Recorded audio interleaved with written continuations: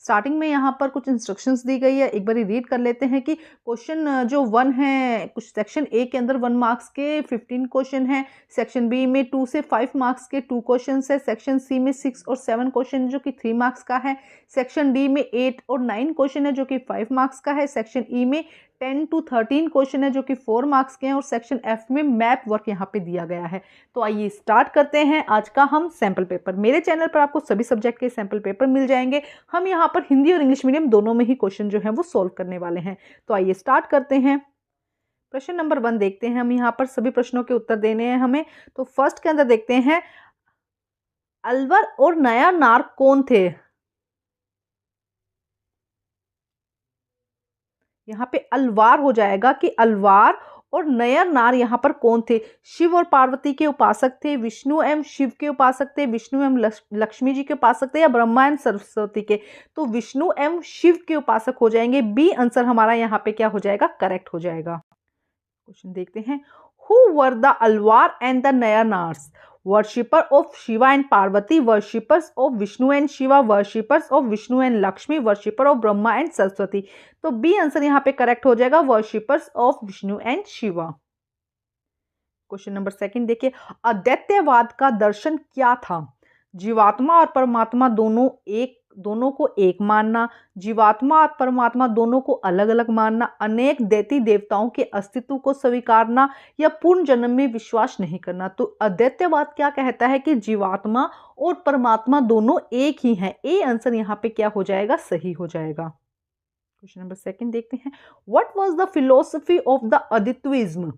Considering both soul and God as one, considering both soul and God as separate, accepting the existence of many goods and goodness, not believing in recreations। तो यहाँ पे क्या आ जाएगा? A answer सही होगा कि God and souls क्या है? दोनों एक ही बात है।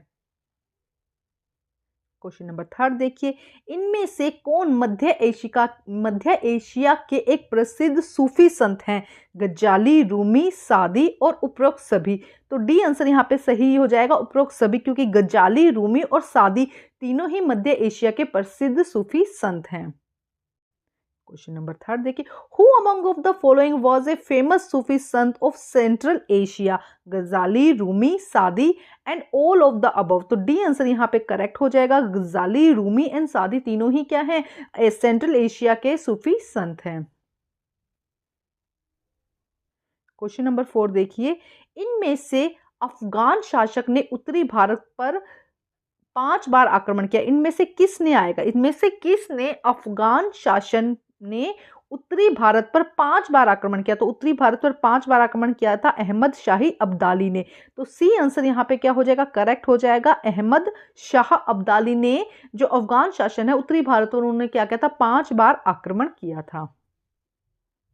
Which of these Afghan rulers attacked northern India 5 times?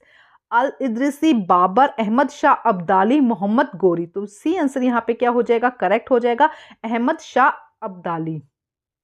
Question number 5, जाटों का नेता कौन था? चूड़ामन, शिवाजी, बंदा बहादुर या महाराज रणजीत सिंह? तो चूड़ामन। ए आंसर यहाँ पे क्या हो जाएगा? सही हो जाएगा। क्वेश्चन नंबर 5 देखिए, who was the leader of Jats? Chudaman, Shivaji, बंदा बहादुर, महाराज रणजीत सिंह। तो ए आंसर यहाँ पे सही हो जाएगा, चूड़ामन। क्वेश्चन नंबर 6 देखते हैं हम क्या कहा गया है। When did the Khalsa declare it's universal rule? 1665, 1765, 1787, 1797। तो यहाँ पे बी आंसर सही हो जाएगा, 1765 जो है जब खालसा ने अपना यूनिवर्सल रूल यहाँ पे बताया था। क्वेश्चन 6 देखते हैं, खालसा ने अपने सार्वभौमिक शासन की घोषणा कब की थी? 1665, 1765, 1787, 1795। तो 1765 बी आंसर यहाँ पे क्या हो जाएगा? करेक्ट हो जाएगा। क्वेश्चन नेक्स्ट देखते हैं, क्वेश्चन नंबर 7 देखिए क्या कहा गया है। वे लोग जो वस्तुओं के उत्पादक और वस्तुओं के उपभोक्ता के बीच में होते हैं, मतलब वे लोग जो वस्तुओं का उत्पादन करते हैं और उपभोक्ता करते हैं उनके बीच में होते हैं, कहलाते हैं मालिक। ए आंसर यहाँ पे करेक्ट हो जाएगा। देखो वस्तुओं का क्या कर रहे हैं? उत्पादन कर रहे हैं और उपभोक्ता कर रहे हैं, मतलब कि उसको बेच रहे हैं। एक तो क्या किया, जो बना रहे हैं, और दूसरा क्या कर रहे हैं? उसे बेच रहे हैं। तो उनके बीच में कौन होता है? मालिक। देखो क्या कहा गया, एक सेकंड। जो वस्तुओं के उत्पादक मतलब कि जो उसको उत्पादन कर रहा है और उपभोक्ता जो उसको बेच रहा है, उनके बीच में कौन होता है? व्यवसायी। सी आंसर यहाँ पे करेक्ट हो जाएगा, ए आंसर नहीं होगा। सी मालिक, विक्रेता या व्यापारी नहीं, व्यवसायी। सी आंसर यहाँ पे क्या हो जाएगा? करेक्ट हो जाएगा। क्वेश्चन 7 देखो क्या कहा गया है। What was Dooj people cold who were between the producer of the goods and the consumer of the goods. Produce करने वाले और कंज्यूम करने वाले, उनके बीच में कौन होते हैं? देखो प्रोड्यूस करने वाले क्या हो जाएंगे? ओनर हो जाएंगे। कंज्यूम करने वाले कौन हो जाएंगे? ट्रेडर्स हो जाएंगे, सेलर्स हो जाएंगे। तो सी बिजनेसमैन इसका क्या हो जाएगा? करेक्ट आंसर हो जाएगा।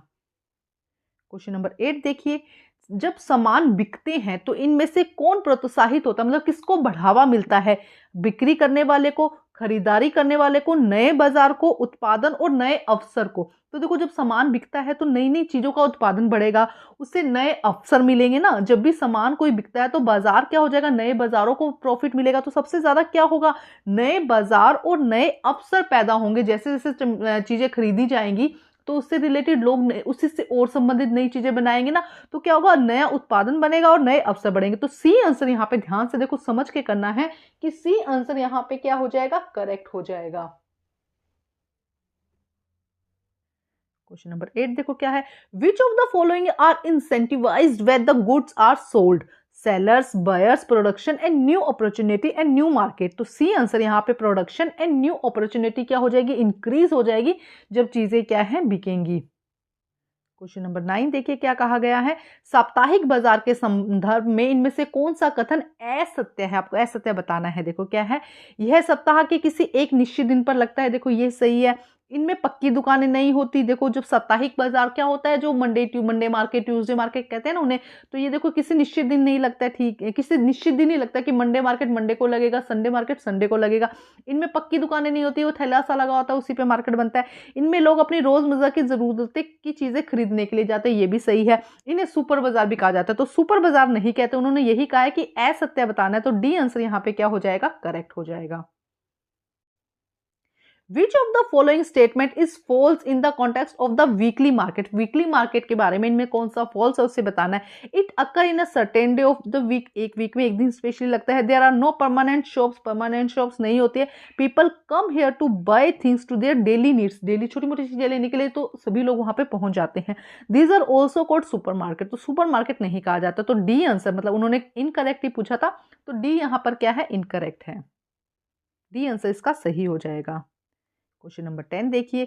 निम्नलिखित में से प्रक्रम में किस प्रक्रम में जल लगातार वायुमंडल, स्थलमंडल और जलमंडल में घूमता रहता है? मतलब कि वायुमंडल से स्थलमंडल गया, स्थलमंडल से जलमंडल गया और फिर वापस क्या हुआ? वापस वायुमंडल में आ गया। तो ये एक जल का चक्र हो रहा है, जिसे जल चक्र कहते हैं। बी आंसर यहाँ पे क्या हो जाएगा? सही हो जाएगा। क्वेश्चन नंबर 10 देखिए। In which of the following sequence water continuous circulate in the atmosphere, lithosphere and hydrosphere? तो बी वाटर साइकिल यहाँ पे सही हो जाएगा। वाटर साइकिल से क्या होता है? जो वाटर है वो एटमोस्फेयर से, लिथोस्फेयर से और हाइड्रोस्फेयर तक पहुंचता रहता है। क्वेश्चन नंबर 11 देखिए। निम्न में से किसका जल लवणीय होता है, मतलब ज्यादा सॉल्टी होता है? कहां पर सॉल्टी पानी मिलता है? नदियों का, झरनों का, नदी का या समुद्र का? तो डी आंसर यहाँ पे सही हो जाएगा। समुद्र का पानी कैसा होता है? लवणीय होता है, उसके अंदर सॉल्ट मिलता है। Which of the following water is salty? Rivers, waterfall, river and सी।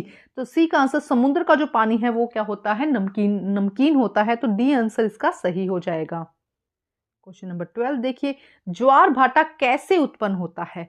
पृथ्वी के गुरुत्वाकर्षण बल से, सूर्य और चंद्रमा के गुरुत्वाकर्षण बल के कारण, चंद्रमा के गुरुत्वाकर्षण बल के कारण, या महासागरीय जल की गति के कारण? तो चंद्रमा, ये कहते हैं कि ज्वार भाटा किसके कारण होता है? सूर्य और चंद्रमा के गुरुत्वाकर्षण बल के कारण। पृथ्वी के नहीं, सूर्य यहाँ पे क्या है? पृथ्वी है, यहाँ पे सूर्य है, यहाँ पे चंद्रमा है। तो इनके आकर्षण के कारण क्या होता है? जो ज्वार भाटा है वो उत्पन्न होता है। क्वेश्चन नंबर 12 देखिए। How do tides arise? Due to the earth gravitational force, due to the gravitational force sun and moon, gravitational force of moon and due to the movement of the ocean water. तो देखो किस लिए ज्वार भाटा या tides किससे होता है? कि जो सन और मून का ग्रेविटेशनल फोर्स है उसकी वजह से क्या होता है? टाइड्स अराइज होते हैं। तो बी आंसर यहाँ पे क्या हो जाएगा? सही। बी आंसर यहाँ पे क्या हो जाएगा? सही हो जाएगा। क्वेश्चन नंबर 13 देखिए, भूमध्य रेखा के 10 डिग्री उत्तर से और 10 डिग्री दक्षिण के मध्य भाग को क्या कहा जाता है। जैसे कि देखो ये भूमध्य रेखा है, ठीक है, इसके 10 डिग्री उत्तर और 10 डिग्री इसके दक्षिण में इस वाले भाग को, जो ये अंडरलाइन किया गया है, एक सेकंड देखो मैं दिखाती हूँ आपको, ये देखो इसको हम कर देते हैं कलर से चेंज। देखो ये वाला जो पोर्शन है इसे क्या कहा जाता है, इसे भूमध्य रेखीय प्रदेश कहा जाता है, क्योंकि भूमध्य रेखा के पास में ना, तो इसे क्या कहा जाता है, भूमध्य रेखीय प्रदेश। क्वेश्चन नंबर 13 देखते हैं, what is the central part between the 10 degree north and 10 degree south of the equator called. देखो एक बार बता देती हूँ, ये इक्वेटर है, इसके 10 degree north and 10 degree south पर जो पोर्शन है अर्थ का, उसे क्या कहा जाता है, इक्वेटर रीजन। तो बी आंसर यहाँ पे क्या हो जाएगा, सही हो जाएगा। क्वेश्चन नंबर 14 देखिए, इनमें से कौन अमेजन बेसिन का भाग नहीं है, ब्राजील, इक्वाडोर, कोलंबिया या अर्जेंटीना। तो देखिए डी आंसर यहाँ पे सही हो जाएगा। अर्जेंटीना जो है वो अमेजन बेसिन का पार्ट नहीं है। ब्राजील, इक्वाडोर और कोलंबिया कहाँ पर आते हैं, अमेजन बेसिन के अंदर आते हैं, जबकि अर्जेंटीना क्या है, इससे बाहर है, तो अमेजन बेसिन का भाग नहीं है। Question number 14, which of the following is not a part of the Amazon basin, Brazil, Ecuador, Colombia and Argentina. तो डी आंसर यहाँ पे सही हो जाएगा। अर्जेंटीना जो है वो अमेजन बेसिन का पार्ट नहीं है। अगर ऐसा क्वेश्चन आता है कि अमेजन बेसिन का पार्ट कौन है, तो ब्राजील, इक्वाडोर और कोलंबिया इसका आंसर हो जाएगा। क्वेश्चन नंबर 15 देखिए क्या कहा गया, इनमें से कौन गंगा ब्रह्मपुत्र बेसिन में रहने वाले लोगों का मुख्य आहार है।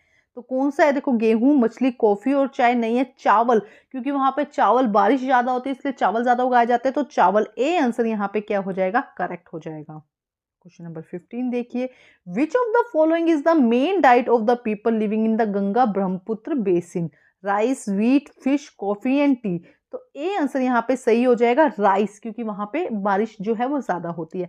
अभी सेक्शन ए हमने किया है जिसमें 15 क्वेश्चन है और सभी क्वेश्चन 1 मार्क्स के। अब सेक्शन बी स्टार्ट हो जाएगा। सेक्शन बी में 2 से 5 क्वेश्चन है, 2, 3, 4, 5 4 क्वेश्चन से 2 मार्क्स के हैं। तो आइए देखते हैं फर्स्ट क्वेश्चन, सेकंड क्वेश्चन देखते हैं।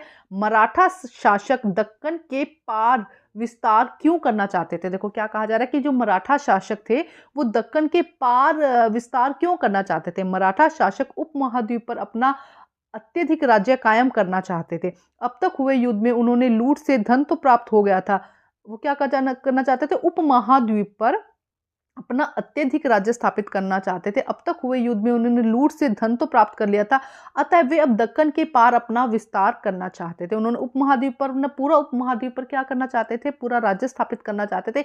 लूट से उन्होंने, युद्ध से जितना भी लूट से युद्ध हुआ था उन्होंने उससे पैसा तो ले लिया था, इसीलिए अब वो क्या चाहते थे, दक्कन के पार अपना विस्तार करना चाहते थे। इसके अथवा में एक क्वेश्चन दिया गया है, अफजहाँ ने अपनी स्थिति को मजबूत बनाने के लिए क्या क्या नीतियां अपनाई। तो देखो अफजहाँ ने अपनी स्थिति को मजबूत करने के लिए क्या क्या नीतियां अपनाई। वह अपने लिए कुशल सैनिकों को उत्तरी भारत से लाया, जो दक्षिण में लाया, जिन्हें दक्षिण में नए अवसर पाकर जो कि क्या हुए, प्रसन्न हुए। उन्होंने क्या किया, फर्स्ट तो कुशल सैनिक मतलब अच्छे सैनिकों को उत्तरी भारत से लेके आया, जो दक्षिण में आके क्या हुआ, दक्षिणी भारत में आके क्या हुए, नए अवसर मिले जिससे कि वो खुश हुए। उसने मंदसवार नियुक्त किए और उन्हें जागीरें प्रदान की। मुगल बादशाह से स्वतंत्र रहकर कार्य करता था। 3-4 बातें हुई। देखो क्या हुआ, एक तो उन्होंने उत्तरी भारत से सैनिक लेके आए और उनको दक्षिण में आकर उन सैनिकों को भी अच्छा लगा, उन्हें मंदसवार बना दिया और उन्हें जागीरें प्रदान की। इसके अलावा मुगल बादशाह से स्वतंत्र रहकर कार्य करता था। उसका ये था कि उसने जैसे मुगल लोग कार्य करते थे, बादशाह करते थे, वैसे नहीं, वह स्वतंत्र होकर कार्य करता था। क्वेश्चन नंबर 2 देखते हैं, why did the Maratha rulers want to expand in the Deccan. Maratha ruler wanted to establish their supreme rule on the sub continent. He had received money from the loot in the war fought so far. Therefore they wanted to expand beyond the Deccan. इसीलिए वो क्या चाह रहे थे, दक्कन था उससे ज्यादा आगे मूव करना चाह रहे थे। इसका और देखते हैं क्या कहा गया है। What policies did Asfaz adopt to strengthen her position? उसने, अफजाल ने क्या पॉलिसी अडेप्ट की जिससे कि उसकी स्ट्रेंथ क्या हो सके, बढ़ सके, वो पावरफुल बन सके। He brought him for himself skilled soldier from northern India. Northern India से क्या लेकर आया, स्किल्ड सोल्जर्स लेके आया who were happy to get new opportunity in the south, जो कि दक्षिण में आके खुश थे, उनको नई अपॉर्चुनिटी मिली। He appointed mansabdar and granted them jagir, उन्हें क्या दी, जागीर भी दी। He worked independently of the Mughal emperor, और वो मुगल एम्परर से क्या तो फ्री होकर काम कर रहा था। क्वेश्चन नंबर 3 देखिए, ज्वार भाटा क्या है, यह कैसे होते हैं या कैसे आते हैं। दिन में 2 बार नियम से महासागरीय जल का उठना व गिरना ज्वार भाटा कहलाता है। दिन में 2 बार महासागर का जो जल होता है उसका उठना और गिरना ज्वार भाटा कहलाता है। सूर्य और चंद्रमा के शक्तिशाली गुरुत्वाकर्षण बल के कारण पृथ्वी की सतह पर ज्वार भाटे आते हैं। तो सूर्य और चंद्रमा की जो शक्तिशाली गुरुत्वाकर्षण फोर्स है उसके कारण पृथ्वी की सतह पर क्या आते हैं, ज्वार भाटा आते हैं। इससे रिलेटेड एमसीक्यूज भी आए, तो कई बार क्वेश्चंस रिपीट हो जाते हैं, तो आपको समझ के उनके आंसर्स करने होते हैं। क्वेश्चन नंबर 3 देखिए, what are tides and how do they occur. The rising and falling of ocean water regularly twice a day is called, it's called tides. यहाँ पे टाइड्स आ जाएगा। राइजिंग और फॉल, ओशन वाटर का rising होना और falling होना, ये क्या कहलाता है, टाइड्स कहलाता है। Due to the powerful gravitational force of the sun and the moon, tides occur on the earth surface, जिसकी वजह से क्या है, पावरफुल ग्रेविटेशनल फोर्स है सन का और मून का। ये ध्यान रखेंगे आप हमेशा, अर्थ का ग्रेविटेशनल फोर्स नहीं लिखेंगे, यहाँ पे कौन सा लिखेंगे, सन का और मून का ग्रेविटेशनल फोर्स है, जिसकी वजह से क्या होता है, जो टाइड्स है वो अकर होते हैं। क्वेश्चन नंबर 4 देखिए क्या है, गंगा ब्रह्मपुत्र के मैदान में धान की कृषि क्यों की जाती है। धान मतलब कि चावल होता है। देखो ये ऐसा क्वेश्चन भी आया है पीछे कि किसकी कृषि की जाती है, तो इसका आंसर आपको यही मिलेगा कि धान की कृषि की जाती है। लेकिन क्यों की जाती है उसका आंसर देखते हैं। धान की कृषि के लिए अधिक जल की आवश्यकता होती है। इस क्षेत्र में अधिक मात्रा में वर्षा होती है तथा यहाँ पर नदियों की संख्या भी अधिक है, जिससे धान के लिए सिंचाई हेतु जल उपलब्ध हो जाता है। तो सीधी सी बात है, देखो चावल या धान की खेती के लिए पानी की अधिक मात्रा चाहिए होती है, तो धान की कृषि के लिए अधिक जल की आवश्यकता होती है। इस क्षेत्र में वर्षा अधिक होती है, बारिश अधिक होती है, और यहाँ की नदियों में भी क्या होता है, नदियों की संख्या भी अधिक है, जिससे कि क्या है, इजीली सिंचाई के लिए पानी मिल जाता है, और पानी मिल जाता है तो धान की कृषि इजीली हो जाती है। तो यहाँ का मुख्य जो आहार है वो क्या हो गया, धान हो गया। देखो 2 क्वेश्चन के आंसर, एक ऑब्जेक्टिव टाइप में आया है और यहाँ पे हो गया। क्वेश्चन नंबर 4 देखिए, why is paddy cultivated done in the plains of Ganga Brahmaputra? Paddy cultivated require more water. This region receive heavy rainfall and the number of river here is also high, due to which water is available for irrigation of paddy. जिससे कि क्या irrigation easily हो जाता है, जब पानी available है तो irrigation easily हो जाता है, जिससे कि यहाँ पर धान की या पैडी की जो राइस की जो खेती है वो easily कल्टिवेट किया जा सकता है। क्वेश्चन नंबर 5 देखिए, कबीर द्वारा अभिव्यक्त प्रमुख विचार क्या थे। कबीर ने क्या विचार दिए थे उसके बारे में बताना है। ये जो सेकंड से लेकर 5th तक के क्वेश्चन है ये 2 मार्क्स के, मैंने पूरा एक्सप्लेन करके लिख दिया है, आप इनमें से कोई भी 2 पॉइंट्स लिख सकते हैं। वे निरंकार परमेश्वर में विश्वास रखते थे। उनके उपदेश प्रमुख धार्मिक परंपराओं की पूर्ण और प्रचंड अस्वीकृति पर आधारित है। मतलब कि वो क्या है, निरंकार कि भगवान का कोई रूप नहीं है, सिर्फ क्या है, एक हम कल्पना करके भगवान की पूजा कर सकते हैं। निरंकार परमेश्वर पे विश्वास रखते थे। उनके उपदेश प्रमुख धार्मिक परंपराओं की जो धार्मिक परंपराएं थी उनकी पूर्ण और प्रचंड मतलब पूरी तरह से वो क्या करते थे, उसको अस्वीकार करते थे। उनके उपदेश में हिंदू धर्म, इस्लाम धर्म दोनों के बाह्य आडंबर पूजा के सभी रूपों का मजाक उड़ाया गया था। उन्होंने कहा था कि जो हिंदू धर्म और इस्लाम धर्म में आडंबरी पूजा की जाती है उसका उन्होंने पूरी तरह से मजाक उड़ाया था। उन्होंने पुरोहित वर्ग, जाति व्यवस्था का भी मजाक उड़ाया था। उन्हें जाति व्यवस्था भी बिल्कुल सीधे शब्दों में लिख सकते हैं, उन्हें वो जाति व्यवस्था में विश्वास नहीं करते थे, वो आडंबरीय पूजा में भी विश्वास नहीं रखते थे, वे निरंकार परमेश्वर में विश्वास रखते थे, धार्मिक परंपरा की तरह वो बिल्कुल नहीं मानते थे। अपने विचारों को व्यक्त करने के लिए उन्होंने आम बोलचाल भाषा में हिंदी का ही प्रयोग किया। क्वेश्चन नंबर 5 देखिए, what were the main ideas express bye Kabir. देखो मैंने यहाँ पे सारे पॉइंट लिखा दिए, 2 मार्क्स का क्वेश्चन है, तो आप यहाँ पे 2 और 3 पॉइंट्स कोई भी लिख सकते हैं और इजी वे में लिख सकते हैं। दे believe in the formless God. His teaching were based on a complete and ridiculous rejection of the major religious traditional। वो रीजनल जो ट्रेडिशनल्स थे उनको नहीं मानते थे। इस तरह से सीधे शब्दों में लिख सकते हैं, His humorous ridiculous all form of the outcomes। एक second, His simile is ridiculous all form of the outwards ostentatious worship of both Hindus and Islams। देखो यहाँ पे सीधा लिख सकते हैं, वो इस्लाम और हिंदुइज्म की जो पूजा थी, अर्चना थी, उस पर क्या करते थे, उसको रिडिकुलस मानते थे।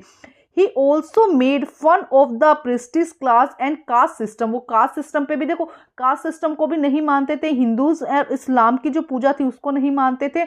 उनका रिजेक्शन कहाँ था, teaching complete ridiculous rejection of the major religious traditional को भी नहीं मानते थे। वो क्या मानते थे, वो सिर्फ मानते थे दे believe in the formless God. Formless God मतलब निरंकार परमेश्वर को मानते थे। आप सीधे सीधे शब्दों में लिखो, they believe in the formless god मानते थे। And second, major religious traditional Hinduism, Islam and caste system को वो प्रमोट नहीं करते थे, नहीं मानते थे। उसके अलावा to express his thought he use to common language Hindi. उन्होंने कॉमन लैंग्वेज हिंदी का यूज किया। अब सेक्शन सी स्टार्ट होता है, जिसके अंदर 6 और 7 क्वेश्चन है और हर क्वेश्चन 3 मार्क्स का है। क्वेश्चन नंबर 6 देखते हैं क्या कहा गया है। लोग साप्ताहिक बाजार में क्यों जाते हैं, 3 कारण बताइए। देखो, साप्ताहिक बाजार में जाने का 3 कारण है कि लोगों की आवश्यकता का अधिकतर चीजें एक ही जगह उपलब्ध हो जाती है। कि साप्ताहिक जैसे मंडे ट्यूसडे वेडनेसडे मार्केट्स होते हैं, वहां पे एक ही जगह पे क्या हो जाता है, अधिकतर चीजें उपलब्ध हो जाती है। साप्ताहिक बाजार में चीजें सस्ती मिलती है, उनकी जो प्राइस है वो काफी कम होता है।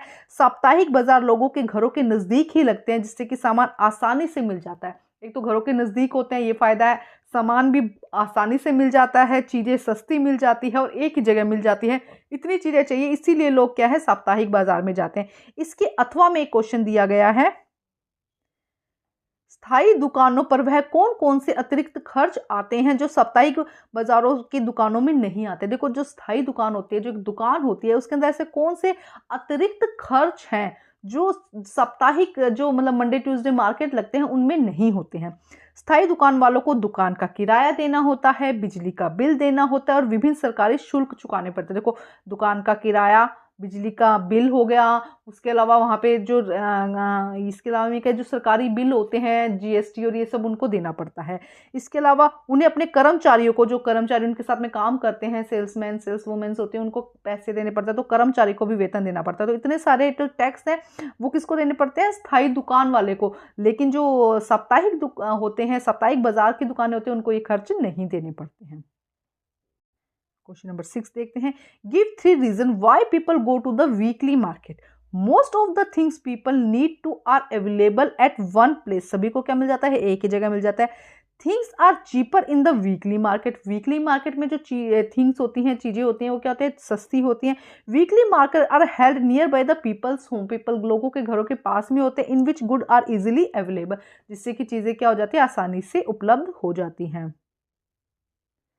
इसके और में क्वेश्चन दिया गया है, what are the additional expense incur of a permanent shop which are not incurred in the shop of the weekly market. ऐसे कौन से एडिशनल एक्सपेंसेस हैं जो परमानेंट शॉप से उनको देने पड़ते हैं, जबकि जो वीकली मार्केट है उनको नहीं देना पड़ता है। Permanent shop owner have to pay shop rent, electricity bill, various government charges. Shop का रेंट देना पड़ता है, इलेक्ट्रिसिटी बिल देने पड़ते हैं, इसके अलावा गवर्नमेंट चार्जेस जो लगते हैं वो देने पड़ते हैं। They have also paid the salary of the employees. जो उनके वर्क कर रहे होते हैं, काम कर रहे होते हैं, उन्हें सैलरी भी देनी होती है। तो ये सारे काम किसके होते हैं, परमानेंट शॉप के। बट ये जो वीकली मार्केट है, उन लोगों को ये काम नहीं करना पड़ता। क्वेश्चन नंबर 7 देखिए, 3 मार्क्स का है। बाबा गुरु नानक की प्रमुख शिक्षा क्या थी। गुरु नानक देव जी ने क्या शिक्षा बताई थी, उनके बारे में बताना है। उन्होंने मुक्ति के लिए निष्क्रिय आनंद के बजाय सक्रिय जीवन जीने और सामाजिक प्रतिबद्धता को बनाए रखने के लिए कहा। उन्होंने क्या कहा, सक्रिय जीवन जिए, मतलब अपने क्रियाशील होकर, और सामाजिक प्रतिबद्धता को बनाए रखने के लिए कहा। उन्होंने एक ही ईश्वर की उपासना करने पर के महत्व को जोर दिया। उन्होंने जाति, धर्म, लिंग भेदभाव आदि को महत्वहीन बताया। उन्होंने अपने उपदेश में नाम, दान और स्नान को महत्वपूर्ण बताया। नाम, दान और स्नान को क्या हुआ, महत्वपूर्ण बताया। नाम यानी कि सही उपासना करना, दान मतलब कि दूसरों की भलाई करना, और स्नान का मतलब कि आचार विचार की पवित्रता। 3 बातें उन्होंने कही कि नाम, दान और स्नान। नाम का मतलब कि सही लोगों की, सही भगवान की उपासना करना, दान मतलब कि दूसरों की भलाई करना, और स्नान मतलब कि अपने आचार विचार जो है, अपने जो मत हैं, उनका क्या करना, पवित्रता रखना। यह अवधारणाएं भी उचित विश्वास और उपासनाएं ईमानदारी पूर्ण निर्वाह और दूसरों की मदद के लिए रेखांकित करती है। देखो उनकी ये जो उपासना है, अवधारणा है, उचित विश्वास, उपासना, ईमानदारी पूर्ण निर्वाह और दूसरों की मदद के लिए महत्व को रेखांकित करते हैं। देखो इजी से पॉइंट देखते हैं हम क्या है। पहले तो निष्क्रिय आनंद के बजाय उन्होंने क्या किया, सक्रिय जीवन जीने पर जोर दिया, सामाजिक प्रतिबद्धता को बनाए रखते हुए एक ही ईश्वर की उपासना करने पर उन्होंने जोर दिया, जाति भेदभाव लिंग को महत्वहीन बताया और नाम दान और स्नान को महत्वपूर्ण बताया। और उसकी आपको मीनिंग बता देने भी, नाम मतलब कि अच्छे जप करना, दान मतलब कि दूसरों की भलाई करना और स्नान मतलब कि आचार विचार की पवित्रता। क्वेश्चन नंबर 7 देखिए क्या है। What were the main teaching of Baba Guru Nanak?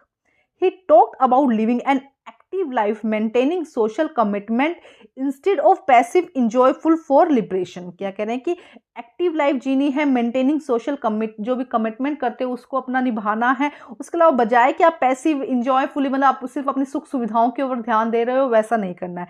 He stress the importance of the worship of one God की तरफ उन्होंने क्या कहा है कि सारे भगवान क्या है, एक ही हैं। He consider caste, religion, gender discrimination etcetera unimportant, मतलब ये सारी चीजें क्या है, अनइम्पोर्टेंट है, कोई वैल्यू नहीं है इनकी।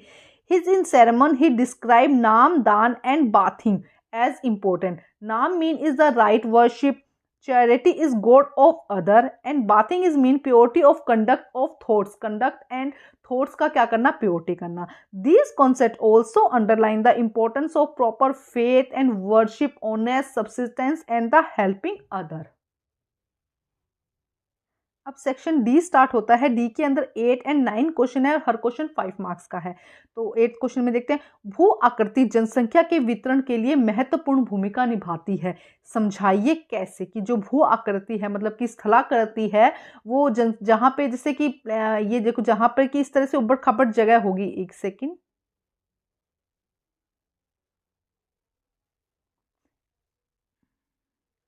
देखो क्या कहा जा रहा है कि भू आकृति जनसंख्या के वितरण को महत्वपूर्ण भूमिका निभाती है।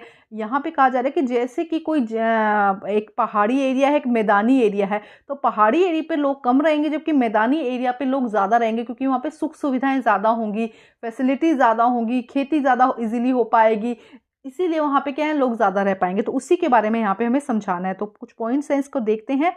फर्स्ट पॉइंट देखो क्या कहता है, पर्वतीय क्षेत्र रहने के लिए अच्छे नहीं माने जाते क्योंकि यहाँ सभी सुविधाएं उपलब्ध नहीं है, अतः पर्वतीय क्षेत्रों पे लोग कम रहते हैं। जो पर्वतीय होते हैं, पहाड़ होते हैं, उबड़ खाबड़ होते हैं ना, तो वहाँ पे लोग अच्छे से नहीं रह पाते हैं, इसलिए लोग वहाँ पे कम रहते हैं, सुविधाएं कम होती है। मानव को बसने के लिए मैदानी क्षेत्र उपयुक्त है, अतः यहाँ जनसंख्या का घनत्व भी अधिक है। मैदानी क्षेत्र पर लोग ज्यादा रहते हैं, इसलिए वहाँ पे जनसंख्या का घनत्व अधिक है। मैदानी क्षेत्र की मिट्टी भी उपजाऊ होती है। मैदानी क्षेत्र पर किसानों को फसल उगाने के लिए समतल भूमि मिल जाती है, जिससे कि कृषि करना क्या हो जाता है, आसान हो जाता है।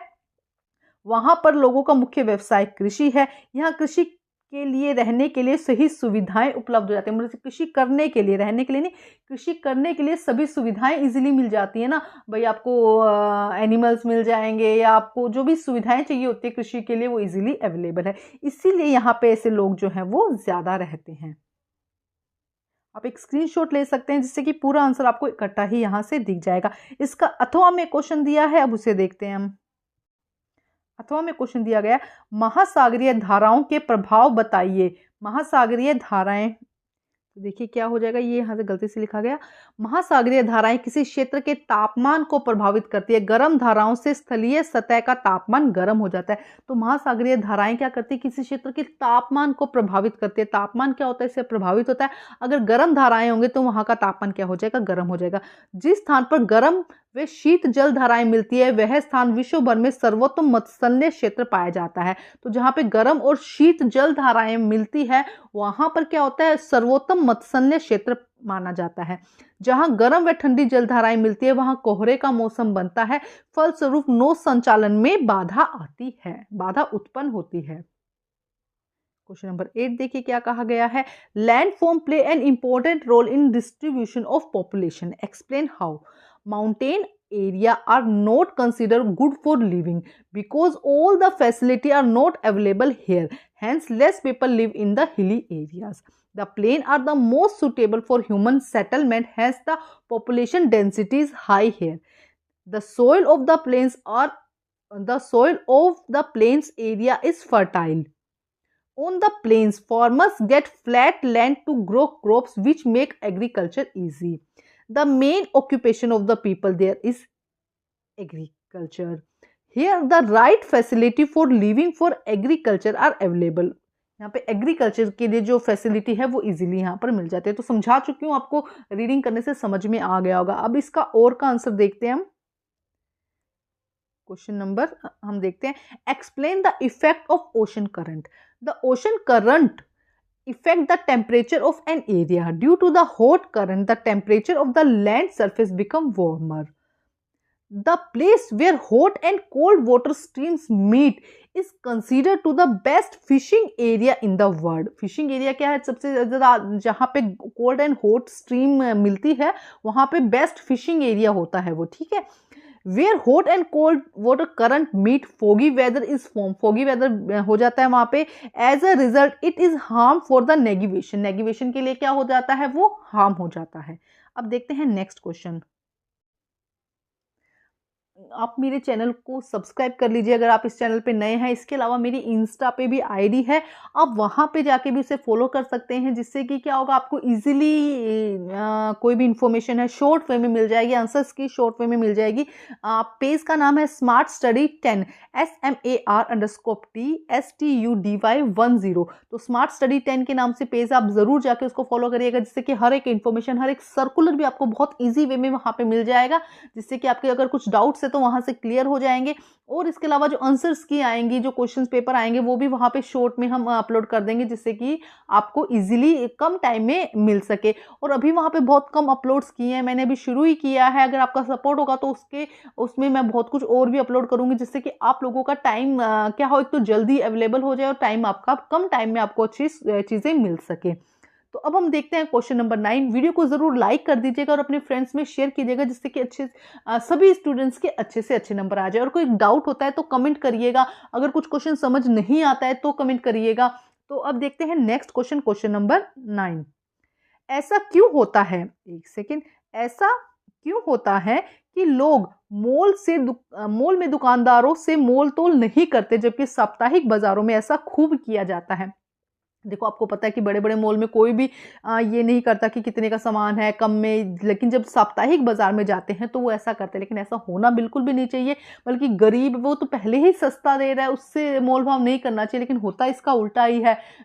दुकान में जाके हम बड़ी बड़ी मॉल्स में जाके वहाँ पे मोल भाव नहीं करते, लेकिन जब हम छोटी दुकान में जाते हैं या साप्ताहिक बाजार में जाते हैं वहाँ पे हम जरूर मोल भाव करते हैं। तो इसका रीजन क्या है? मॉल की दुकानों में प्राय एक दाम की दुकान होती है। जो मॉल की दुकान होती है, बड़ी बड़ी दुकान होती है, वहाँ पे एक फिक्स प्राइस होता है, वहाँ पर अलग अलग रेट नहीं होते हैं, ठीक है। मॉल की दुकानों में पाई जाने वाली सभी चीजें ब्रांड वाली होती है, मतलब अच्छी कंपनी वाली होती है, जिन्हें एक सुनिश्चित मुनाफे पर ही बेचा जाता है। मतलब कंपनी का लेबल लगा होता है और उसी के साथ क्या है, एक अच्छे मुनाफे के साथ उसको बेचा जाता है। थर्ड पॉइंट देखिए क्या कहा गया है। मॉल स्थित दुकानों में जाने वाले ग्राहक प्राय अमीर होते हैं और मोल तोल करना पसंद नहीं करते। मतलब वो अच्छे बड़े बड़े घरों से आते हैं और उन्हें मोल तोल करना पसंद नहीं आता। वह हमेशा चीजों की गुणवत्ता पर ध्यान देते हैं, उन्हें इससे कोई फर्क नहीं पड़ता कि चीजों की कीमतें क्या है। मतलब देखो, अच्छा पैसा होता है उनके पास में, उन्हें मोल तोल करना पसंद नहीं है। वो गुणवत्ता, मतलब चीज अच्छी क्वालिटी की होनी चाहिए, उससे कोई फर्क नहीं पड़ता कि उसका पैसा कितना है। जबकि जो साप्ताहिक बाजार के ग्राहक होते हैं अधिकतर गरीब या मध्यम वर्गीय परिवारों से होते हैं। इसके अलावा आप लिख सकते हैं वो क्वालिटी को इतना महत्व नहीं देते। मतलब चीज़ है, ठीक है, अगर थोड़ी बहुत क्वालिटी कम भी होगी तो वो उसको ले लेंगे, लेकिन चीज़ की कीमत क्या है उससे उन्हें बहुत ज़्यादा फर्क पड़ता है। तो ये चीज़ भी आप इसके अंदर ऐड कर सकते हैं। क्वेश्चन नंबर 9 देखिए क्या कहा गया है। Why is that people do not bargaining in the shopkeeper in malls where this is done by a lots of weekly market? Question answer देखिए। In good store there is a usually a one price shop. One price shop होती है the things found in good stores in branded and which are sold in a fixed profit. Branded चीजें होती है जो fix price पर ही क्या fix profit के साथ ही बेची जाती है। Consumer visiting mall shops are usually rich. They do not like to bargaining, they always pay attention to the quality of the things, वो क्वालिटी पे ध्यान देते हैं। They it does not matter much of them what the price of things are, उनकी क्या price है उस पर उनका कोई भी फर्क नहीं पड़ता है। Where the consumer of the weekly market are mostly from poor और middle class families, middle class family से होते हैं। वो क्वालिटी के साथ साथ प्राइस पर भी ज़्यादा ध्यान देते हैं कि प्राइस कैसा है, तो इसीलिए क्या है, वो सस्ती होने के कारण वो चीज़ें वहाँ से खरीद लेते हैं। हम सेक्शन डी तक अभी कर चुके हैं। सेक्शन ई जिसके अंदर 10, 11, 12, 13 क्वेश्चन है 4 मार्क्स के, और सेक्शन एफ जिसमें एक मैप वर्क है। ये क्वेश्चन हमारे रहते हैं। वीडियो भी बहुत लंबा हो गया, आप कमेंट करके मुझे बताइएगा कि क्या आप ये चाहते हैं। देखो जो 10, 11, 12 और 13 4 क्वेश्चन है, ये एक मतलब केस स्टडी क्वेश्चन होते हैं। एक पैराग्राफ दिया जाएगा और उसी से रिलेटेड उससे 4 क्वेश्चन आपसे उससे रिलेटेड क्वेश्चन आपको पूछे जाएंगे, ठीक है 4। और यहाँ पे एक मैप रिलेटेड है। अगर आप चाहते हैं तो उस तरह के क्वेश्चंस भी, अभी वीडियो बहुत लंबा, और अगर कमेंट करेंगे मुझे और वीडियो को लाइक करेंगे तो मैं ज़रूर उस तरह के क्वेश्चंस भी आपको बनाकर दे दूंगी, उसके आंसर्स आपको दे दूंगी। इसके लिए आपको कमेंट करना होगा और कोशिश कीजिए खुद करने की, कि आप खुद कर सके ऐसे क्वेश्चन। अभी वीडियो लंबा हो गया, उसके लिए हम नेक्स्ट वीडियो बना देंगे, कमेंट ज़रूर कर दीजिएगा। और इसके अलावा अगर कोई क्वारीज है, कुछ समझ नहीं आता, कुछ भी प्रॉब्लम होते है तो कमेंट करिएगा, उसका आंसर मैं ज़रूर आप लोगों के लिए दूंगी। सभी सब्जेक्ट के सैम्पल पेपर मेरे चैनल पर आपको मिल जाएंगे। Thank you guys.